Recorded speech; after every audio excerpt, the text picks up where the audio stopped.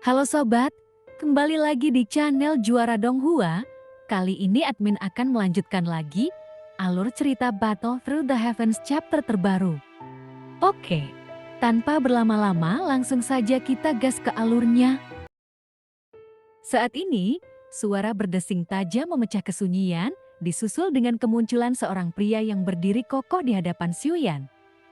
Tatapannya tajam, seakan bisa menembus jantung orang yang dipandangnya. Di sekeliling mereka, dinding energi mulai bergetar, berkumpul dan memadat, menciptakan benteng kekuatan yang melingkupi ring pertempuran. Energi itu berputar seperti badai, memanfaatkan panasnya pertempuran untuk mengasah kekuatannya sendiri.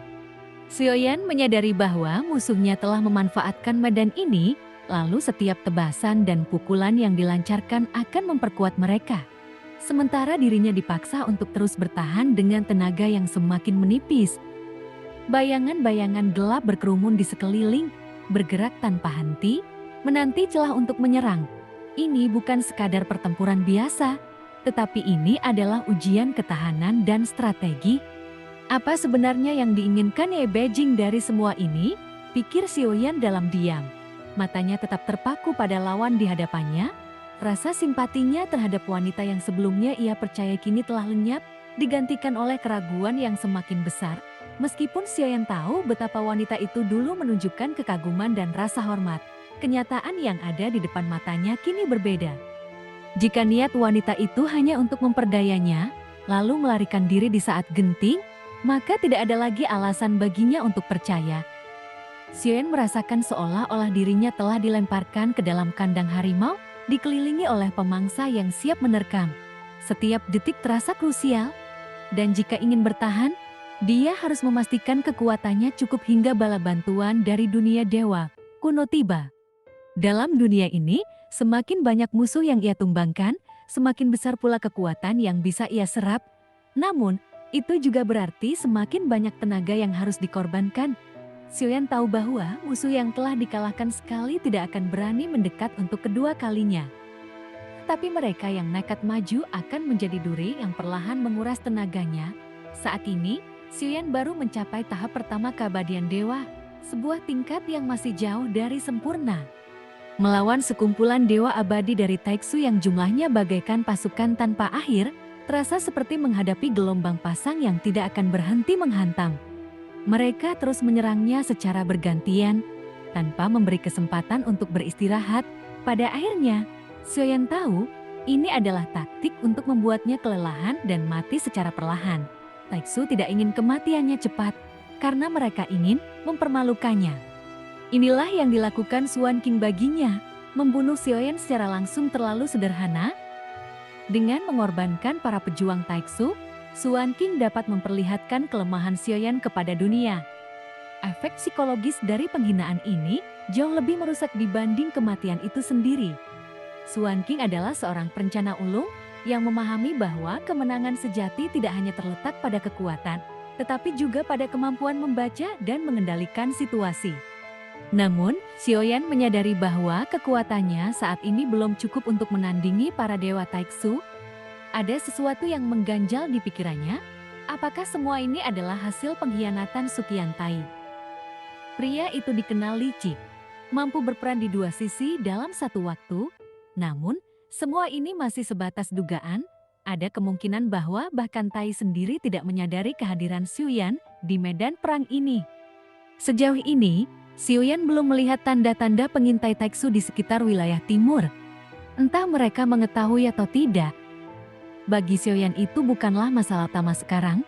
Yang terpenting baginya adalah menemukan celah untuk memecah kebuntuan ini.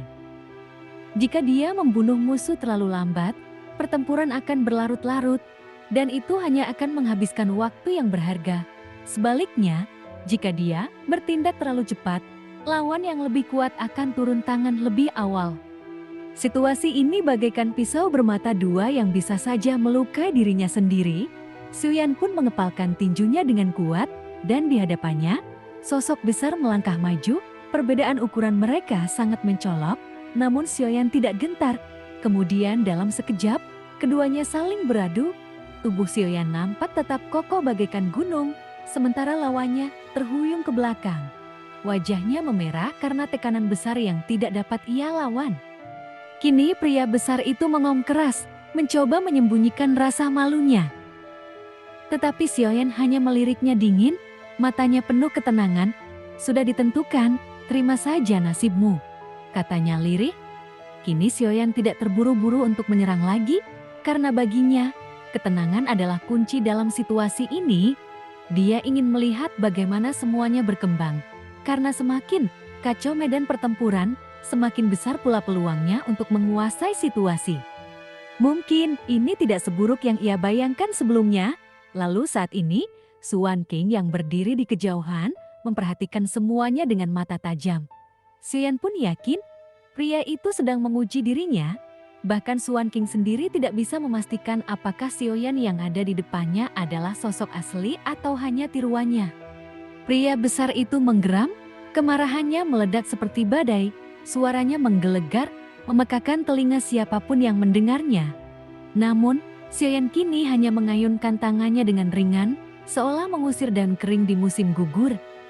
Dorongan halus itu cukup untuk membuat pria besar itu terpental ke belakang, melayang sejauh 100 meter sebelum mendarat dengan keras. Tetapi Xiaoyan tetap berdiri teguh, sosoknya menjulang seperti gunung yang tak tergoyahkan oleh angin ribut. Lawannya, meski terhuyung, menatapnya dengan mata membelalak, rasa gentar bercampur takjub. Kemudian Xiaoyan mengangkat jari telunjuknya, hanya sebuah isyarat kecil. Namun pria besar itu seketika terpaku di tempat.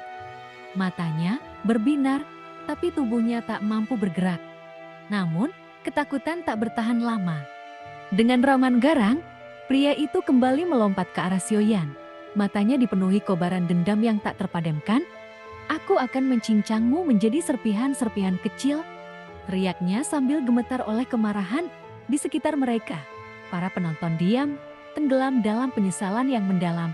Setiap orang membawa simpul hati yang tak terselesaikan. Untuk mencapai keabadian seorang dewa, mereka tahu seseorang harus menaklukkan bayang-bayang masa lalu. Kenangan buruk yang tak terhapuskan bisa menjadi belenggu yang membatasi langkah mereka. Jika tidak dihancurkan, simpul itu akan menjelma menjadi duri yang menusuk di saat-saat genting. Xiaoyan tidak terburu-buru, lalu dia melangkah dengan tenang. Setiap pukulan yang dilepaskannya terasa seperti angin yang perlahan-lahan mendorong lawannya ke tepi jurang. Pukulan demi pukulan, pria besar itu terdorong mundur, seakan diusir oleh kekuatan tak terlihat. Di dalam kapal dewa yang melayang di langit, penonton menyaksikan pertempuran itu dengan jelas. Kapal tersebut bukan sekadar kendaraan biasa, karena di dalamnya, dunia kecil terbentang, gunung-gunung menjulang, sungai berkelok, dan awan yang melayang seperti kapas. Di sudut kapal, seorang pria duduk di kursi goyang yang terbuat dari kayu hitam berukir. Senyum tipis menghiasi bibirnya, menciptakan aura ketenangan yang menyesatkan. Rambutnya diikat longgar dengan tusuk konde giok putih, beberapa helai rambut terurai di sekitar pelipisnya, menambah pesona dingin dan angkuh pada wajahnya. Nampak matanya menyipit, memandangi Xiaoyan dari kejauhan dengan sorot mata penuh makna. Bahkan dalam kekacauan, pria itu tampak sempurna. Aura bangsawan dan bahaya menyelimutinya dalam lapisan halus yang mempesona. Kau semakin baik dalam melukis, ujarnya perlahan, seolah berbicara kepada seseorang yang tak terlihat. Mungkin ini terakhir kalinya kau melihatnya hidup. Pria itu adalah Sun King, dalang dari semua kekacauan yang terjadi. Dalam pikirannya, bahkan ayahnya sendiri, Suqian Tai, hanyalah sosok yang tak mampu melihat melampaui apa yang kasat mata. Suqian Tai bisa melihat 99 langkah ke depan, tetapi Xuan King selalu berada satu langkah di depan, dan itulah yang membuatnya berbeda. Orang lain bisa mati, tetapi aku tidak. Xuan King menyeringai, senyumnya tampak ramah, namun hawa dingin menyebar dari setiap kata yang diucapkannya. Lihat sekelilingmu, bisiknya, ada begitu banyak dewa Taiksu di sini. Jika aku memberi perintah, mereka akan melumatmu dalam sekejap, dan tak ada jalan keluar dari sini Xiaoyan. Tatapan Xuan King menajam, menusuk seperti belati. Ini jalan buntu, dan ujian terakhir, lalu kita lihat apakah kau benar-benar pantas disebut yang tertinggi. Dia menghentikan tangannya yang memegang kuas, menatap Xiaoyan sekali lagi. Namun, ada sesuatu yang berubah dan Xiaoyan berdiri di kejauhan sambil tersenyum. Bukan senyum ramah atau ceria, melainkan senyum yang menyalakan ketakutan di relung hati Suan King.